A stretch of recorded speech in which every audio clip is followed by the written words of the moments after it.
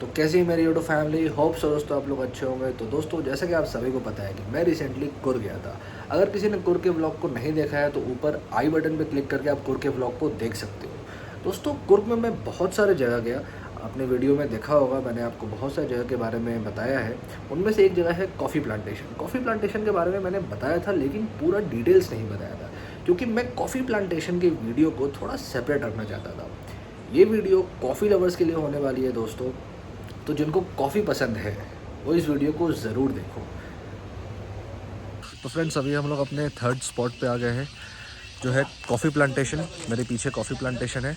बारिश अभी तो कम है लेकिन वापस से बारिश हो सकती है तेज़, तो अपने साथ ये कैरी कर रहा हूँ। दोस्तों साउथ इंडिया में कुर्ग कॉफ़ी प्लांटेशन के लिए बहुत ही ज़्यादा फेमस है।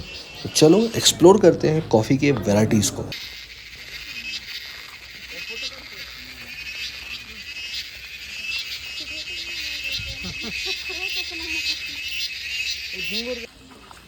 थोड़ा लोग इधर आ जाओ, थोड़ा लोग इधर। जैसे कर्नाटक का बोले तो रोबस्टा कॉफी में इस्तेमाल करने वाला कंपनीज बोलते हैं। एक तो बेरिस्टा, और पूरा इंडिया में डेविड ऑफ का चिप्स कॉफी आता है ना, उसमें इस्तेमाल रोबस्टा कॉफी का किया जाता है। उसके अलावा इंडिया में कॉफी का कॉस्मेटिक्स बनाने वाला एम कैफेन ब्रांड का नाम तो आपने शायद सुना होगा, उसमें इस्तेमाल किया जाने वाला कॉफी सारा आपको रोबस्टा कॉफी का प्लांट होता है। लेकिन मिनिमम एक प्लांट में से हम लोग कम से कम बोले तो 110 ईयर्स 110 साल तक के लिए रोबस्टा प्लांट में से कॉफी को तोड़ता है। और 110 साल के बाद अगर ये वाला प्लांट को कट करेंगे, ये 2 to 3 टाइम्स रीमेच्योरिटी होगा, तो एक प्लांट का मैक्सिमम शेल्फ लाइफ होता है ना 330 ईयर्स ओल्ड आपको लास्ट मिलता है। मतलब 330 साल तक के लिए रोबस्टा प्लांट में से आप कॉफी को पिक कर सकते हैं। और कॉफी को चाहिए होता है शेड, तो इसीलिए अलग अलग वैरायटी का ट्री को कॉफी का प्लांट का बीच में लगाते हैं ना, क्योंकि एक तो शेड देने के साथ साथ पेड़ का लीफ सारा सूख के ड्राई होकर नीचे गिरता है, तो डिकम्पोज होने के बाद में कॉफी का प्लांट को नेचुरल फर्टिलाइजर का तरफ इस्तेमाल आपको किया जाता है। और अलग अलग वैरायटी का पेड़ों का बार में आगे से कंटिन्यू करेगा। एंड अरेबिका कॉफी आगे में आपको बता। और कॉफी का सेकंड वैरायटी का कॉफी हो तो इंडिया में सबसे ज्यादा एक्सपेंसिव वाला कॉफी होता है आपको अरेबिका कॉफी, जैसे इसका पत्ता साइज में छोटा और प्लांट का स्टेम बिल्कुल पतला दिखेगा देखने को, जैसे अरेबिका कॉफी का प्लांट होता है।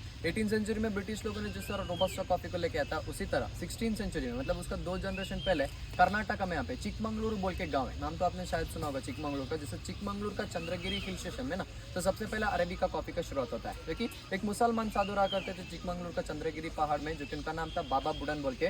उन्होंने इंडिया से मक्का मदीना का सफर करने का समय में टर्की का देश से कॉफी को पीने के बाद वहाँ से 6 आवर्स का जर्नी करके कफाब बोल के एक गाँव से, मतलब वहाँ पे एक मार्केटिंग चल रहा था, क्योंकि वहाँ से मार्केट से 7 से 8 कॉफी का बीन्स को अपना बड़ा सा दाढ़ी में चुपके से छुपा के रख के इंडिया में लेके आता है, क्योंकि उस समय में कॉफी का इंपोर्ट और एक्सपोर्ट लोग नहीं करते थे ना, तो इसी वजह से लोग कॉफी को देने के लिए बाबा बुडन को इनकार करने का ना। तो बाबा बुडन ने इस तरह 7 से 8 पका वाला राइपन वाला कॉफी का बीन्स को अपना बड़ा सा दाढ़ी में छुपा के रख के इंडिया में लेकर के लगाता है, जो कि चिकमंगलुरु का चंद्रगिरी पहाड़ में, जो कि बाबा बुडन का घर का फ्रंट वाला पोर्शन में लगाता है।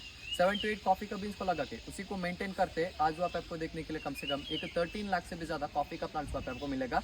और बाबा बुडन एक्सपायर होने के बाद उनका नाम का एक मंदिर बना के वहाँ के लोगों ने पूरा चंद्रगिरी पहाड़ का नाम को चेंज करके आज बाबा बुडनगिरी हिल स्टेशन के नाम से चिकमंगलुरु में आपको मिलता है देखने के लिए, जैसे फादर ऑफ कॉफी बोल के हम लोग बाबा बुडन को बुलाता है। एंड अरेबिका कॉफी का प्लांट का आपको नाम इंडिया में किस तरह आया था बोलते, चिकमंगलुरु लोग ये वाला कॉफी को अरब कंट्री से चुरा के लेके लगा पहला कॉफी बोल के बुलाते थे, लेकिन जनरेशन वाइज इसका नाम को शॉर्ट करके ना वो बदल के अरेबिका नाम से और कफा देश से लेकर निकल से हम लोग कॉफी नहीं बल्कि कफा नाम से जानते थे, लेकिन जनरेशन वाइज हम लोगों ने इसका नाम को चेंज करके इंग्लिश वर्ड का जो कफा जाके वो बदल के कॉफी का नाम से आपको चेंज हो गया है। तो इस तरह अरेबिका कॉफी बोल के अरेबिका कॉफी का प्लांट का नाम और बीन्स का नाम इंडिया में आपको सेव हो गया है। Arabica instant and robusta filter variety का कॉफी बोल के इंडिया में 2 अलग अलग वैरायटी का कॉफी मिलेगा। आइए, कॉफ़ी जिस साल हम लोग को कम निकलता है प्रोडक्शन, उस साल एडिशनल रेवेन्यू को अर्न करने के लिए शेडिंग के लिए बोल के ज़्यादातर स्पाइसेस का प्लांट को भी लगाता है। फॉर एग्जांपल ये जो सामने में ब्राउन और लाइट ग्रीन कलर का जो पत्ते वाला जो पेड़ दिख रहा होगा आपको सेंटर वाला पार्ट में, पेड़ का नाम होता है दालचीनी का पेड़, मतलब सिनेमन का ट्री बोल के बुलाता है। जैसे इसका बार्क वाला पोर्शन है ना, 2 अलग अलग क्वालिटी का आपको दालचीनी निकलेगा।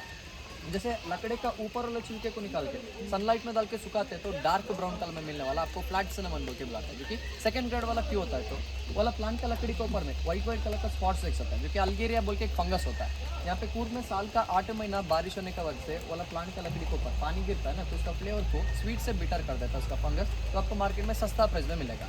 एंड आउटर बात निकाल के 1 हफ्ते के बाद अंदर वाला पोर्शन का लकड़ी को यहाँ पे 3 लेयर के कट करके छोटे छोटे पीसों के काट के सनलाइट में डाल के 30 डेज तक के लिए हम लोग उसको ड्राई करने से सिनेमन आर्टिफिशियल आपको रोल्ड मिलता है, जो कि इसको सिगार सिनेमन बोल के हम लोग बुलाता है, जो कि ब्राउन कलर में 3 लेयर में रहता है ना। और इंडिया में वो वाला दालचीनी का flavour and test sweet and spicy रहने का वजह से हम लोग उसको कैशिया सिनेमन बोल के बुलाता है, जो कि विदाउट विच 14 ईयर से भी ज़्यादा टाइम तक के लिए आप बाहर रख के उसका इस्तेमाल अपने घर में कर सकते हैं, और जो कि बहुत एक्सपेंसिव प्राइस में मिलता है। एंड एक बार पेड़ का लकड़ी का छिलके को निकालने के बाद है ना, ऑटोमेटिकली उसका शेल रिकवर होने के लिए लिए अप्रॉक्सीमेट 24 मंथ्स, मतलब 2 साल जितना टाइम लगेगा। तो इसी वजह से ये वाला पेड़ का बड़ा बड़ा पत्तों को भी तोड़ के हम लोग उसका इस्तेमाल पे कर सकते हैं। जैसे लीफ को पिक करने के बाद एक कॉटन का बैग में डाल के हम लोग उसको ड्राई करते हैं, तो उसका वाटर कंटेंट सारा निकल जाता है ना। तो ड्राई होने के बाद में उसको हम लोग तेज पत्ता मतलब बे लीफ बोल के बुलाते हैं। जैसे सिनेमन का ट्री से अब बे लीफ भी निकाल सकता है, जो कि इंडिया में तो सेम वैरायटी का आपको सिनेमन आपको श्रीलंका में पाया जाता है। उसको सिलोन सिनेमन जो बुलाते हैं, जो कि मरूनिश कलर में रहता है ना। उसका सिनेमन का ट्री अलग है एंड बे लीफ का ट्री आपको अलग होता है। प्लांट का शेल्फ लाइफ 60 ईयर्स रहेगा, जो कि कॉफी का प्लांट को शेडिंग के लिए एंड एडिशनल रेवेन्यू के लिए बोलते हैं हम लोग कॉफी के साथ साथ में स्पाइसेस का प्लांट को भी लगाते हैं। आइए, जैसे इलायची होता है ना, मतलब कार्डमम बोलते हैं ना, कार्डमम का प्लांट है। मतलब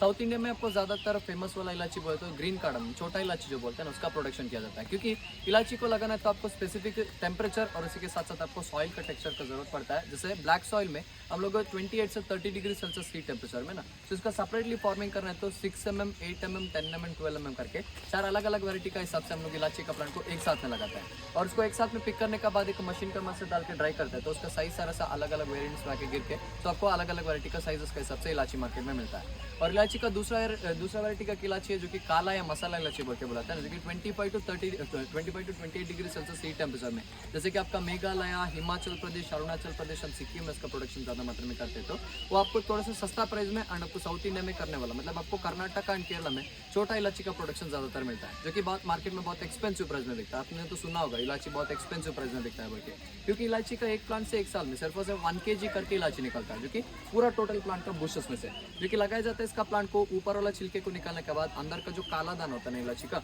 उसको आप मिट्टी में स्प्रेड करके छोड़ते हैं, तो ये प्लांट सारे से लग के मेच्योरिटी होने के लिए अप्रॉक्सीमेट 4 ईयर्स इतना टाइम लगेगा। जो कि पर्टिकुलर उसको सिंगल प्लांट लगाते हैं तो उसका 7 to 8 इलायची भी नहीं मिलेगा, बल्कि अब तो पूरा प्लांट को यहाँ पे ज़्यादा क्वांटिटी में इलायची निकलने के लिए बुशेस में लगा के छोड़ दिया जाता है। और इसका हार्वेस्टिंग 6 मंथ्स में हम लोग 1 टाइम करते हैं, तो मतलब ईयरली इसका हार्वेस्टिंग 2 टाइम्स किया जाता है। मतलब फरवरी एंड मार्च इसका फर्स्ट सीजन एंड नवंबर एंड दिसंबर इसका सेकंड सीजन होता है। काली मिर्ची का बेल होता है, क्योंकि इसको एडिशनल किसी चीज़ का सपोर्टिंग का सारे लगाना पड़ेगा।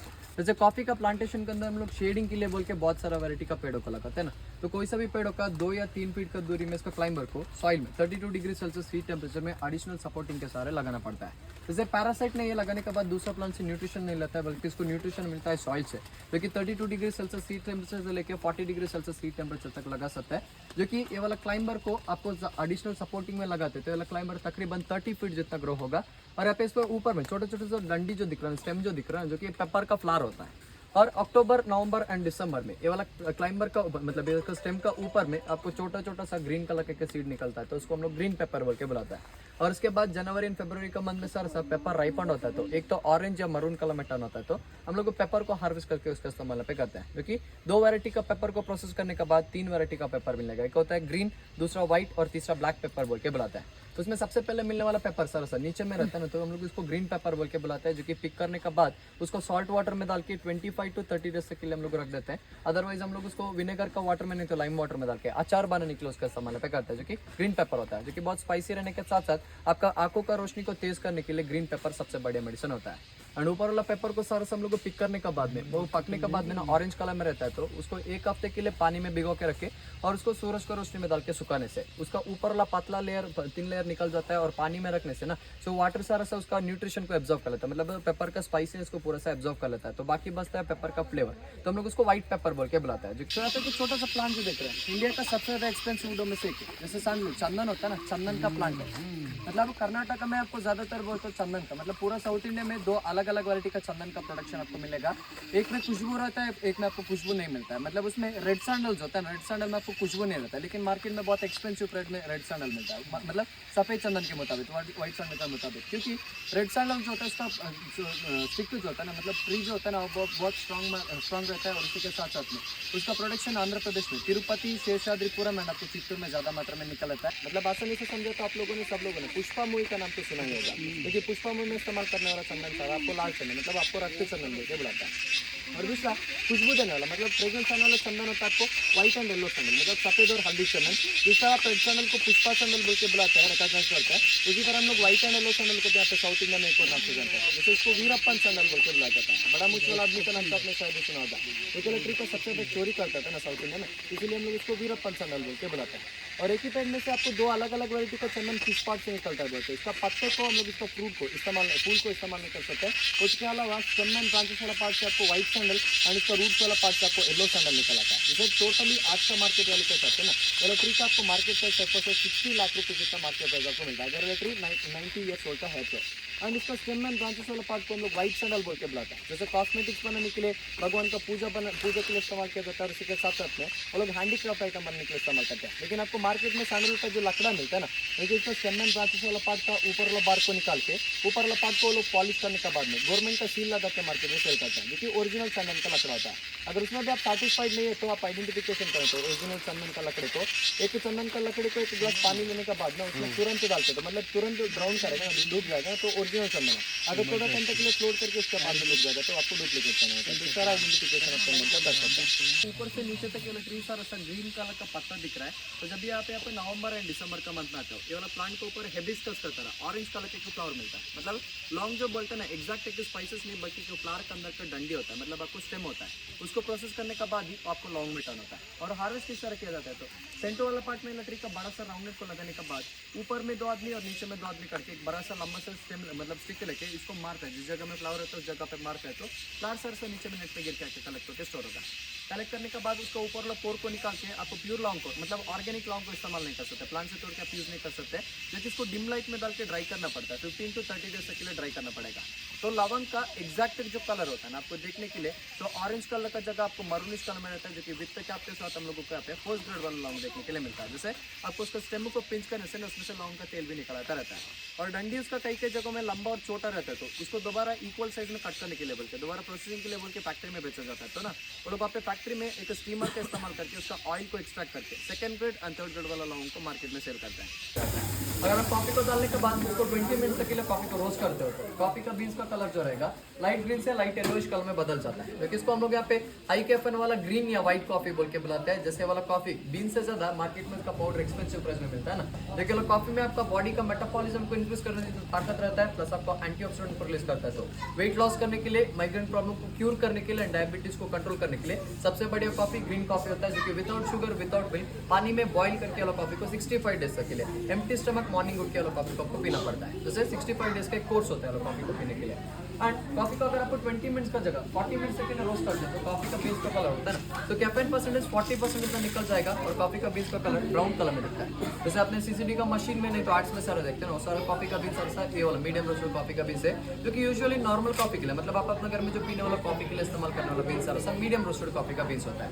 मतलब ये वाला कॉफी में आता है ना, मतलब एक टिन ऑफ रेड बुल पीने जितना एनर्जी मिलता है। मतलब 7 to 10 कॉफी का सीड को आप एक साथ में खाते हो तो आपको रेड बुल में केमिकल कैफीन रहेगा एंड उसी के साथ साथ में आपको कॉफी में नेचुरल कैफीन रहने का है ना। सो रेड बुल पीने जितना आपको एनर्जी ये वाला एक कॉफी का बीन्स में मतलब 7 to 8 कॉफी का बीन्स में आपको मिलता है। लेकिन दोनों में फर्क इतना है, रेड बुल आपको विंग्स देगा या आपको कॉफी का बीन्स विंग्स नहीं देता है। ओके, एंड कॉफी को 1 आवर रोस्ट करने से कॉफी का बीन्स का जो कलर पूरा से चेंज होकर इस तरह ब्लैक कलर में दिखेगा। जैसे इसको यहाँ पे हम लोग बोलते हैं डार्क या चारकोल रोस्टेड बीन्स बोल के बुलाते हैं। जैसे अगर आप बड़ा बड़ा परफ्यूम का शॉप में जाते हो तो परफ्यूम का स्मेल को सर से न्यूट्रलाइज करने के लिए आपको कॉफी का रोस्टेड बीन्स देता है। प्लस इसका इस्तेमाल डीकैफ कॉफी के लिए, अदरवाइज ब्लैक कॉफी मतलब कॉफी लवर्स जो रहते हैं लोग के लिए डबल शॉट वाला एस्प्रेसो और उसी के साथ साथ में अमेरिकन और कैपुचिनो के लिए इस्तेमाल होता है ना, आपको डार्क रोस्टेड बीन का करता है। और इस तरह कॉफी आपको लाइट मीडियम और डार्क रोस्ट मतलब कैफीन परसेंटेज कम होने के बाद कितना टेम्परेचर पे कॉफी को रोस्ट करें उसको चेक करने के लिए हमारे पास कॉफी का एक सैंपल टेस्टिंग स्पून रहेगा। इसका मशीन का मदद से चेक करने के बाद हम लोग डोर को ओपन करते हो, कौन सा रोस्टिंग का हिसाब से चाहिए उस रोस्टिंग के हिसाब से ओपन करते हो। कॉफी का बीन सर पे कूलिंग फैन में स्टोर होता है, जो कि 25 to 30 मिनट के लिए कॉफी का बीन पे ठंडा करने के लिए पहले मशीन का इस्तेमाल है तो किया जाता है, जो कि पूरा सा 25 to 30 मिनट के लिए कोल्ड होता है। तो कलेक्ट करने वाला कॉफी का बीन इधर आइए। और ओरिजिनल कॉफी आप आइडेंटिफिकेशन करना है तो पाउडर को आप अपना हाथ में डाल के उसको हार्डली प्रेस करोगे ना तो पाउडर आपका हाथ में चिपकेगा नहीं बल्कि बहुत जल्दी फिसल जाता है, क्योंकि इसको प्योर कॉफी बोल के बुलाते हैं। तो चेक कर सकते हैं, आपका हाथ में स्टिकी नहीं बनेगा प्योर कॉफी का जो पाउडर। लेकिन अगर आप मार्केट से खरीद के लेके आते हो कॉफी का पाउडर वो आपको इस तरह चिपक जाता है, मतलब इस तरह आपको फिसल नहीं जाता है। लेकिन आप अगर आप घर में से इस्तेमाल करने वाला साशे पैकेट वाला कॉफी को एक 15 to 20 मिनट तक के लिए खुला रखते हैं तो कॉफी का पाउडर सर चिपक जाता है, मॉइस्चर को हार्ड हो जाता है। आपने नोटिस किया होगा कभी कभार क्यों होता है बोलते हो, साशे पैकेट वाला कॉफी सर से सस्ता क्यों मिलता है बोलते हो, उसमें यूज करने वाला बीन्स अरेबिका ही होता है। लेकिन वो लोग कॉफी का प्राइस को सस्ता करने के लिए बोलते हैं कॉफी में प्रिजर्वेटिव को मिलाते हैं, जो कि उसको चिकोरी बोल के बुलाया जाता है। मतलब कॉफी को इंस्टेंट करने के लिए इस्तेमाल करता है। मतलब इंस्टेंट किस तरह बनता है बोलते हो, प्योर कॉफी आपको बॉइल करके डिकॉक्शन निकाल के बनाना पड़ता है, तो इसीलिए वो लोग बॉर्नविटा बोर्नविटा एंड हॉर्लिक्स में सरसों लोग कैरामल मिलाते हैं मेल्ट करने के लिए, तो उसी तरह कॉफी में लोग चिकोरी को मिला के कॉफी को मेल्ट करने के लिए उसका इस्तेमाल करते हैं। सो उसी के साथ साथ में कॉफी का रेशियो बैलेंसिंग होता है, जो कि 3 किलो जितना बीज में अरेबिका का 1 kg जितना कॉफी का पाउडर मिलता है, तो दोबारा उसमें 1 kg जितना आप लोग चिकोरी को मिलाते हैं, तो कॉफी का रेशियो बैलेंसिंग होता है, 2 या 3 किलो जितना कॉफी का पाउडर मिलता है ना। तो इसी वजह से वो लोग कॉफी को मार्केट में वो लोग सस्ता प्राइस में सेल करते हैं। जब भी आप सैशे पैकेट वाला हर एक कॉफी को परचेस करते हो तो उसका छोटा छोटा डिटेल्स पे आपको मेंशन करा दिखेगा,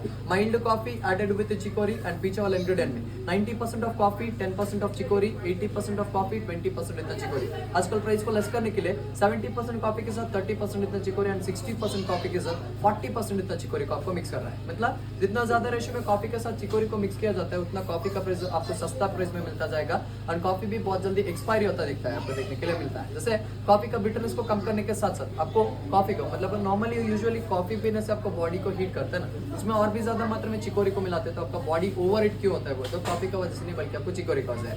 एंड एक पैकेट खराब होता है तो आप क्या करते हो मार्केट में दोबारा लेके आके मतलब सेम कंपनी का प्रोडक्ट को कंजम्पशन करते हैं ना। मतलब कॉफी का एडिक्शन कैफीन का वजह से नहीं बल्कि आपको चिकोरी का वजह से देखने के लिए मिलता है, जो कि चिकोरी को इसलिए मिलाता है लेकिन एक प्लांट का रूट्स आता है। साउथ उत्तर प्रदेश, महाराष्ट्र, गुजरात एंड मध्य प्रदेश में चिकोरी बोलते एक पर्टिकुलर प्लांट आएगा, जैसे आपको शुगर केन का प्लांट का तरह दिखता है वाला प्लांट का रूट्स को लोग कट करने के बाद उसको रोस्ट करके पाउडर करके उसको कॉफी में मिक्स करने के लिए उसका इस्तेमाल आपको किया जाता है।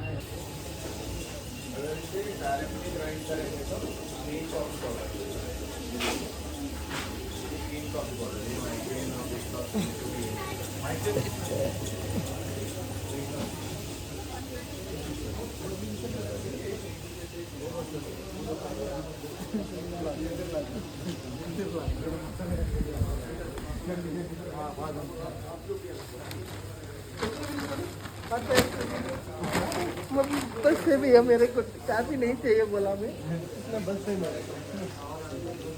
तो दोस्तों कॉफ़ी प्लांटेशन आए थे हम लोग और इतना सारा शॉपिंग करके जा रहे हैं, coffee and a few chocolates, dark chocolate and chocolate जो कॉफ़ी से बनता है, और बहुत ज़्यादा शॉपिंग हो गया। ग्रीन कॉफ़ी भी लिया हमने और अब चलते हैं अपना जर्नी रिज्यूम करते हैं। उम्मीद करता हूँ दोस्तों आप सभी को वीडियो पसंद आया हो तो लाइक कर देना और चैनल को सब्सक्राइब ज़रूर कर दो दोस्तों। आपके एक लाइक और सब्सक्रिप्शन से हमारा मोटिवेशन बढ़ता है। जैसा कि आप सभी को पता है मैं हर हफ्ते एक वीडियो डालता हूँ और कोई ना कोई नए जगह पे ज़रूर जाता हूँ। तो दोस्तों अगर आप चाहते हो कि मैं किसी जगह पे जाके आपके लिए वीडियो बनाऊँ तो मुझे कमेंट करके ज़रूर बताओ, मैं आपके लिए ज़रूर जाऊँगा उस जगह पे। अगले हफ्ते फिर मिलते हैं दोस्तों, फिर किसी नई जगह पे। तब तक के लिए stay connected with connecting Bharat.